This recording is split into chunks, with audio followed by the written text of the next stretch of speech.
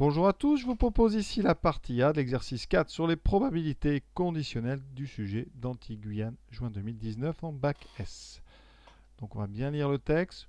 C'est du sujet finalement assez classique mais traité de façon originale, donc pas inintéressant à quelques jours du bac. Alors, lors d'une soirée, une chaîne de télévision a retransmis un match. Cette chaîne a ensuite proposé une émission d'analyse. Donc on dispose des informations suivantes. Il y en a trois. 56% des téléspectateurs ont regardé le match. Alors la première question, vous allez voir, c'est de construire l'arbre. Donc on va le faire direct. Les lettres pour match, c'est M. Et ensuite, vous voyez, pour émission, c'est un E. Donc voilà, ça va être très très simple. Donc la première chose qu'on nous dit, c'est 56%, c'est donc la probabilité de l'événement M. Ça, c'est donc 56%, c'est 0,56. Deuxième phrase. Un quart des spectateurs ayant regardé le match ont aussi regardé l'émission. Donc ça, c'est une probabilité conditionnelle. C'est la probabilité d'avoir regardé, donc ici, l'émission, sachant qu'on regarde, qu'on considère les gens qui ont regardé le match. Donc c'est P de E sachant M, ça fait un quart, donc 0,25. Troisième information. Donc ici 16% des téléspectateurs ont regardé l'émission. Donc c'est P de E qui vaut 0,162. Donc voilà, ça c'est le sujet qui est traduit. Maintenant, on va faire l'arbre. Quel arbre faire? Il y a deux arbres possibles. Soit on commence par match, pas match, puis émission, pas émission.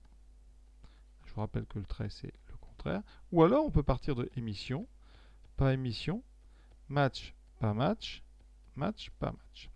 Alors là, pourquoi faire l'un plutôt que l'autre? Eh bien, ça dépend des infos. L'info ici qu'on a, c'est une conditionnelle avec une condition qui est M. Ça se lit dans un arbre. C'est un chemin qui part de M pour aller vers E. Donc vous le trouvez dans le premier arbre. Donc on ne va pas faire le deuxième. On va choisir cet arbre puisque cette branche-là, on va pouvoir lui indiquer le 0,25. Donc on va pouvoir placer le 0,56 et le 0,25. On ne pourra pas placer encore le troisième, mais ça fera déjà 2 sur 3. Alors ce 0,56, il va être ici. Et par soustraction, 1 moins 0,56, ça fait 0,44. Voilà, 44% des gens n'ont pas regardé le match. Ensuite, P de E sachant M, c'est 0,25. Donc ici, vous avez 0,25, c'est-à-dire un quart. Et là, donc, vous avez donc 0,75. Pour le reste, on ne sait pas. D'accord? Et donc, c'est là qu'intervient le texte. C'est une bonne lecture. C'est que X, c'est la probabilité qu'un téléspectateur ait regardé l'émission, sachant qu'il n'a pas regardé le match. Donc, ça veut dire qu'ici, si je dois traduire, X est égal donc à la probabilité qu'il ait regardé l'émission, donc E, sachant qu'il n'a pas CP de E, sachant M bar. Donc ça, c'est ce chemin-là. C'est donc X ici. Et par soustraction, là vous aurez 1 moins X. On a donc ici déjà répondu à la première question. Alors on n'a même plus besoin du texte, donc on s'en passe. P de M inter E, principe multiplicatif des arbres pondérés. Quand on veut l'intersection, ici la probabilité de l'intersection, eh bien, on regarde quel est le chemin qui nous intéresse ici, donc en vert, voilà. Je vais donc prendre le chemin qui passe par M et par E en même temps. Donc ce chemin, il est ici. Avec les probas, on a donc emprunté la branche M, donc P de M pour la proba, multiplié par, principe multiplicatif, cette branche ici, qui est P de E, sachant M. Donc ça fait 0,56 fois 0,25. D'accord? Donc 0,25 c'est un quart, on l'a dit. Donc on doit diviser 56 par 4. Et donc ça fait 0,14. 4 fois 14, ça fait 56. Troisième question, déterminons maintenant P de E. Alors là, c'est la formule des probabilités totales. P de E, vous voyez, il est découpé en deux. Le premier chemin que je viens de travailler et le deuxième, celui qui mène à E, vous voyez, parce qu'il y a deux E, celui-là et celui-là. Le premier, c'est ici, c'est un E qui vient de M. Le deuxième, c'est un E qui vient de M bar. Donc d'après la formule des probabilités totales, vous la citez, c'est important. P de E, c'est donc P de M inter E plus P de M bar inter E. P de M inter E, on a dit que c'était 0,14, plus P de M bar inter E, c'est le même raisonnement, on part de 0,44, et on multiplie par P de E sachant M bar, c'est-à-dire X. Donc ici, je trouve 0,14 plus 0,44X, qu'on écrit d'abord avec 0,44 X et plus 0,14. C'est ce qu'on voulait vérifier. Maintenant, question trop simple, en déduire la valeur de x. On sait que un or P de E dans le texte, c'est 0,162. Donc, il faut résoudre 0,44x plus 0,14 égale 0,162. Donc, ça fait 0,44x égale donc 162 moins 140, ça fait 22, donc 0,022. Ensuite, x, c'est donc 0,022 divisé par 0,44.